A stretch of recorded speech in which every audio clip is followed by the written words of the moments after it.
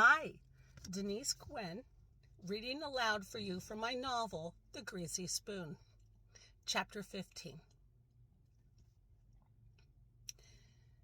After a moment, Nick speaks.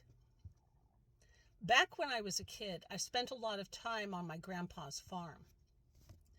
He doesn't know if Ed will respond or if Ed's even heard him, but Ed lifts his head and looks at him. Oh, yeah? Nick hasn't been entirely certain his friend. Yes, Ed's his friend now, isn't he? Nick may not have liked him before they walked into the diner, but now they're comrades in arms. And yes, Nick's beginning to think of Ed as his friend. And it does reassure him to know that Ed's still with him. It helps to lessen the loneliness and the utter terror of this bizarre and terrifying day. I'll bet you didn't know this about me, Ed says at last. Try me. I come from farmers too. Oh, yeah? Yeah.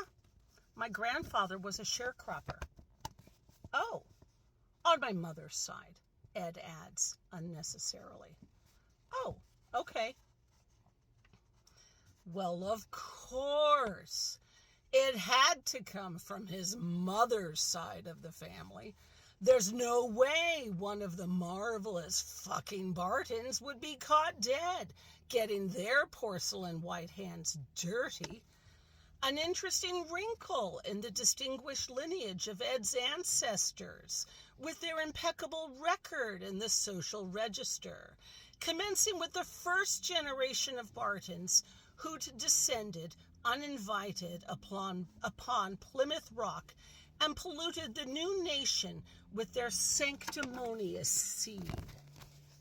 Yeah.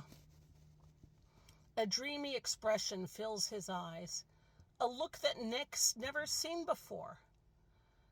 After my parents got divorced, my mother took me to live with my grandpa. Where was your mother? A mental hospital. Oh. The way Ed says it, so effortlessly, so easily, it simply wafts out of him this hard truth. The stress of the divorce, it took a lot out of her. I see. So, while my mother was recuperating, my grandpa took care of me for a couple of summers while their divorce dragged on. I worked on the farm with him. It's the most amount of information Ed's ever revealed to him about his past life. And it takes Nick a full moment to absorb it. Wow, Ed, what was that like for you? Ed glances over at him with a wry smile. To be honest? Yeah. Well, I have to admit, at first I hated it. I wanted to go home to my mother, but there was no home to return to at that point. Oh. My grandpa worked like a dog, let me tell you. I've never in my life seen anybody work as hard as he did. And he was poor as a church mouse. He owned a little scrap of land and lived in a trailer, and he earned his living by working on other people's farms. The landscape changes from farmland to a continuous medley of dead strip malls, a run-down bowling alley with weeds swimming across the parking lot, a boarded-up Hardee's, abandoned towns with dead-eyed men keeled over on benches staring into the dirt. Ed speaks.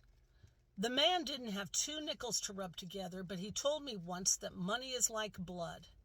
It has to circulate. He blinks back the moisture in his eyes.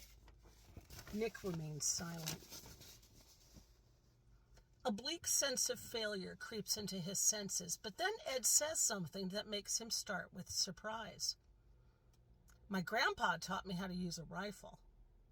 Nick gazes at him. Ed's stare is implacable, hard. Do you know how to operate a rifle, Nick? Yeah, as a matter of fact, I do. Ed leans his head back against the rear cab window and closes his eyes. Then we just might make it out of here alive.